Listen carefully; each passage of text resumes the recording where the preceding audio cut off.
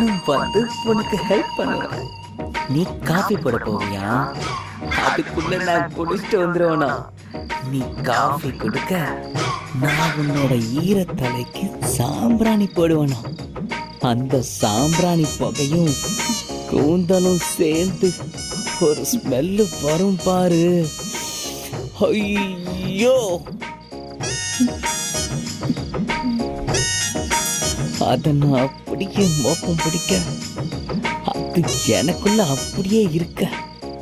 எப்படா சாயந்தரம் ஆகும், எப்படா வீட்டுக்கு போவோன்னு அந்த வாசம் என் நினப்புல ஊறிக்கிட்டே இருக்கும். அப்புறம் வேற என்ன பண்ணுவ? அப்புறம் உனக்கு